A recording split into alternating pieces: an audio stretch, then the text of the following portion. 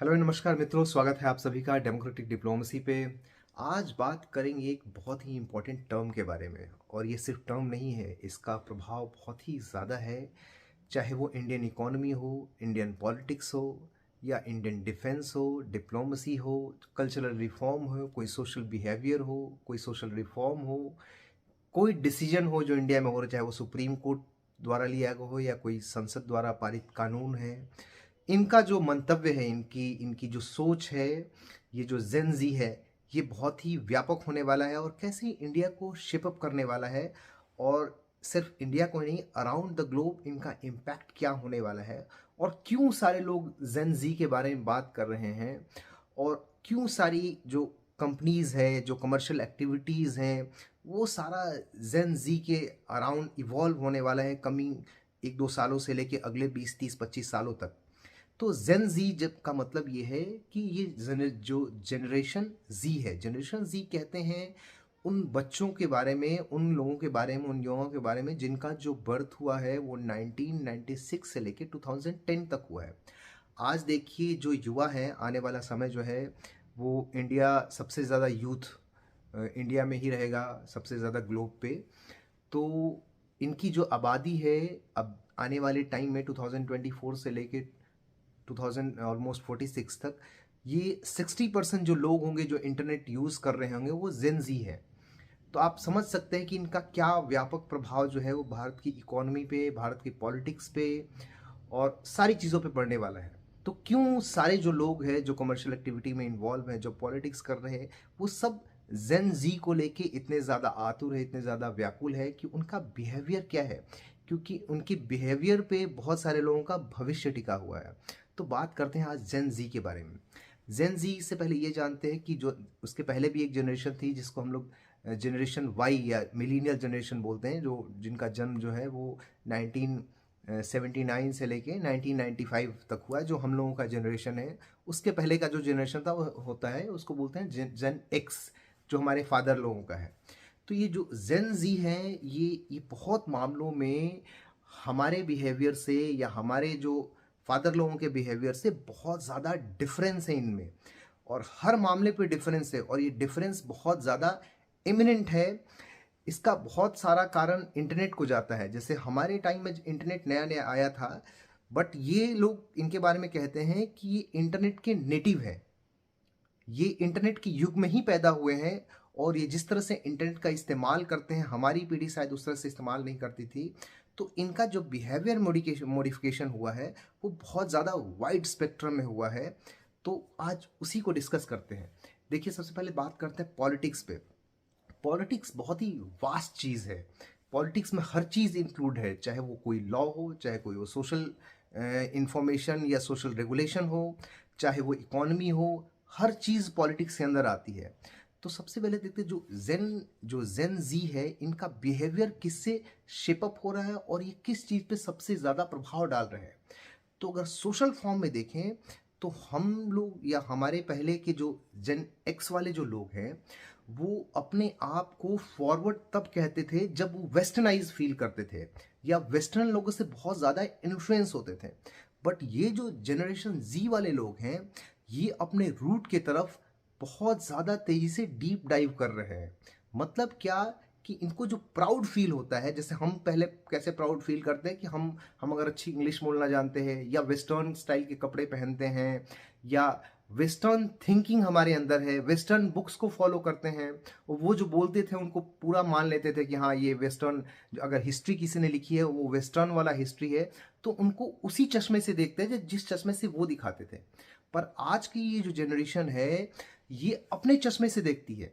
वो ये देखती है कि जो ये बुक्स लिखी गई हैं, इनकी बिब्लियोग्राफी क्या है, जो जहां से ये चीज उठाई गई है उनकी ऑथेंटिसिटी क्या है, जो हम चेक नहीं करते थे, हमारे पुराने जनरेशन वाले नहीं चेक करते थे, आज वो चेक कर रहे हैं। तो इनका बहुत ही ज्यादा प्रभाव है पॉलिटिक्स पे। तो बात करें, अगर अगर सोशल बिहेवियर की बात करें, तो इनका धर्म के प्रति जो झुकाव है, ये हमारे लोगों से, हमारे जनरेशन से या इनके पहले वाले जनरेशन से बहुत ज़्यादा है। तो इसका भी इफेक्ट पॉलिटिक्स पे आने वाले टाइम में, पॉलिटिक्स पे और डिप्लोमेसी पे बहुत ज़्यादा पड़ने वाला है। तो जो लोग भी पॉलिटिक्स में है वो सोच ले कि वो कितनी जल्दी अपने आप को जेन जी से अलाइन कर पाते हैं। आप मेरा इशारा समझ रहे होंगे। इसके अलावा देखिए और भी चीज़ें, जैसे पहले एक्सरसाइज को बहुत ज़्यादा प्रमोट किया था, बट ये जो जेन जी वाले लोग हैं, जो इंटरनेट फ्रीक ज़्यादा है, आपको आश्चर्य होगा, अभी जो रिसर्च आया है उसमें ये योगा को ज़्यादा प्रेफर कर रहे हैं। और सिर्फ ये प्रेफर नहीं कर रहे हैं, अपनी हॉबी बना रहे हैं। और सिर्फ हॉबी नहीं बना रहे हैं, इनके बारे में जितनी डिटेलिंग इनको पता थी, शायद मेरे जनरेशन के या उसके पहले जनरेशन के लोगों को बहुत ही कम पता थी। जैसे ये योगा कर ही नहीं रहे, इनको ये भी पता है कि जब हम योगा करते हैं तो हमारी बॉडी का जो बिहेवियर होता है, जो इंटरनल बिहेवियर है, जैसे हमारे जो बैड हार्मोन्स हैं वो कम हो जाते हैं। योगा बेसिकली क्या है, एक सांस लेने की बहुत ही गजब की मेडिकली टेस्टेड टेक्निक है, अगर साइंटिफिक टर्म में इसको बोलूं। क्योंकि योगा में सांस को नियंत्रित करना बहुत ही इंपॉर्टेंट होता है, और सांस पे हमारा जीवन डिपेंड करता है। जितनी जल्दी और जितना ज़्यादा, जितनी स्पीड से हम सांस लेंगे, हमारे बॉडी में उतना ही ज़्यादा ऑक्सीडेशन होगा, ऑक्सीजन जाएगा उसके साथ, हमारी बॉडी में केमिकल रिएक्शंस होंगे, ऑक्सीडेशन होगा, फ्री रेडिकल जनरेट्स होंगे, और वो हमारे डीएनए को डैमेज करेंगे, बहुत सारी बीमारियां आएंगी। ये सारी जानकारियां जो किसी डॉक्टर को पता है, वो आज के जेन जी को पता है। आप समझ रहे हैं, सिर्फ वो योगा इसलिए नहीं कर रहे हैं कि किसी ने योगा कह दिया, they have knowledge also, because they have access to internet. जो एक्सेस हमें बहुत देर बाद मिला, वो इनको बहुत पहले मिला। आई टोल्ड यू कि they are native to internet.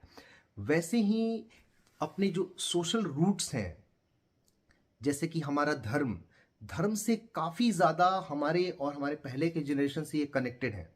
तो इनका ये बिहेवियर जो है, इंडिया की जो पॉलिटिक्स है और वर्ल्ड पॉलिटिक्स को शेप अप करने वाला है। तो जो पॉलिटिक्स में लोग इस चीज़ को बहुत अच्छे से समझ लें, क्योंकि ये धर्म के प्रति पहले से ज़्यादा इंक्लाइन है। और ये सिर्फ इंक्लाइन ही नहीं है, उसका साइंटिफिक एविडेंस तक जान रहे हैं। इसके अलावा जो कमर्शियल सोशल, जैसे कोई आप बिजनेसमैन है, तो आपको ये जानना पड़ेगा कि हमारा जो ग्राहक है उसका बिहेवियर क्या है। तो ये कमर्शियल एक्टिविटी को भी बहुत ज़्यादा इन्फ्लुएंस कर रहे हैं, क्योंकि इनका बिहेवियर बिल्कुल ही हमसे और हमारे प्रीवियस जनरेशन से अलग है। इसके अलावा जिस तरह से इनका ओपिनियन है, जिस मास लेवल पे और क्विक ओपिनियन जनरेशन आजकल हो रहा है, जो जेन जी के लोग कर रहे हैं, वो हमारे टाइम में या हमारे पहले वाले टाइम में बिल्कुल भी ऐसा नहीं था। आप देखिए कि कोई भी लॉ और रेगुलेशन आ रहा है आजकल, तो कितनी शॉर्ट टाइम में इंटरनेट के एक्सेस होने के चलते कितना जल्दी उसके लिए अच्छा या बुरा ओपिनियन जनरेट हो जा रहा है, और कितनी जल्दी रैलीज हो जा रही है। रैलीज मतलब क्या, कि एक तरह से उसको शॉर्ट इंटरवल टाइम में बहुत ज़्यादा लोगों के बीच में स्प्रेड हो जा रही है, जिसको आजकल लोग बोलते हैं कि बहुत ज़्यादा मतलब पॉपुलर हो गया। वो बहुत ही जल्दी ट्रेंडी हो जा रहा है, ट्रेंड कर जा रहा है, जिसको आजकल इंटरनेट की भाषा में लोग बोलते हैं कि ट्रेंड कर गया ये चीज़। तो they are believing in that not, और सिर्फ इससे पॉलिटिकल ही नहीं, डिप्लोमेटिक व्यू पॉइंट भी बहुत ज़्यादा इम्पैक्टेड हो रहे हैं। तो आजकल हर बिजनेसमैन, हर पॉलिटिशियन इनके बिहेवियर को सर्च कर रहा है और उससे अपने आप को अलाइन कर रहा है। तो जेन जी जो है, इसका आने वाले टाइम में बहुत ज़्यादा इफेक्ट आने वाला है। और स्पेशली, लेकिन मैं ये ज़रूर बताना चाहता हूँ लास्ट में, कि जिस तरह से जेन जी को कैच किया है मोदी के गवर्नमेंट ने, मुझे लगता है कि बहुत एफर्ट डालना होगा राहुल गांधी को इस चीज़ में कैचअप करने के लिए। जिस तरह से मूड रीड कर रहे हैं, और सारे दुनिया में जितनी भी एक्टिविटीज़ हो रही है, वो जेन जी को लेकर बहुत ज़्यादा, हर चीज़ में इनका ओपिनियन है। ये पर्सनल ग्रोथ को लेकर भी बहुत ज़्यादा हमारे जनरेशन से डिफरेंट है। जैसे हमारे अंदर इनसिक्योरिटी थी अपने जॉब्स को लेके, देखा गया है कि इनके अंदर उतनी इनसिक्योरिटी नहीं है। इसके अलावा जो जो नॉलेज के प्रति क्रेविंग है, वो भी बहुत ज़्यादा हमारे जनरेशन से इनमें ज़्यादा है। सिर्फ नॉलेज की क्रेविंग नहीं है, अपने आप को जिस वे से ये अप टू डेट कर रहे हैं एजुकेशन को लेकर। हमारे टाइम में फॉर्मल एजुकेशन होता था कि हम स्कूल गए, कॉलेज गए, लेकिन आजकल जो जो ज़माना चल रहा है, ये लोग अपने आप को बहुत शॉर्ट इंटरवल टाइम में और चीज़ों से भी अपडेट कर रहे हैं। ये हमारे टाइम में नहीं होता था। जिस तरह से इंफॉर्मेशन अवेलेबल है, उनको ये एक्सेस भी कर रहे हैं और अपने आप को शेपअप भी कर रहे हैं चेंजिंग इन्वायरमेंट में। ये बहुत इंपॉर्टेंट चीज़ है। इसके अलावा जो इनका जो रिलीजन हो गया, या जो इनका जो रीजनल कनेक्ट है, वो भी पहले से बढ़ा है। जो हम लोग, हमारे फादर्स ने हमें नहीं बताया या हमने अपने बच्चों को नहीं बताया, वो भी ये लोग जान रहे हैं इंटरनेट के थ्रू। तो आजकल जैसे कि हमें आसान था मैनिपुलेट करना, कि हमारे पास बहुत सारी इन्फॉर्मेशन ही नहीं पहुंच पाती कि वर्ल्ड पॉलिटिक्स में क्या हो रहा है, हमें पता ही नहीं हो पाता था उस वक्त।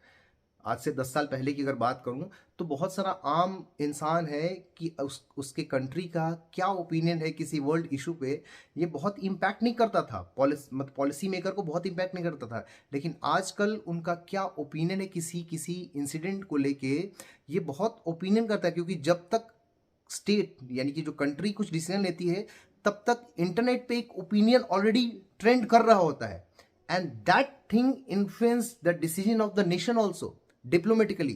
तो आप समझ रहे हैं कि इनको कैच करना किसी भी सोशल कमर्शियल इंडिविजुअल के लिए, किसी एंटरप्राइज के लिए, किसी पॉलिटिशियन के लिए, it's not easy, because these people are really very vocal. Social topics पे भी आजकल बहुत ज़्यादा ओपिनियन दे रहे हैं। जैसे पहले तो कुछ लोगों के ग्रुप्स में टॉक्स होती थी, आजकल तो ओपिनियन बहुत ज़्यादा वर्सेटाइल है, बहुत ज़्यादा लोगों के बीच में तुरंत पहुंच जा रहा है।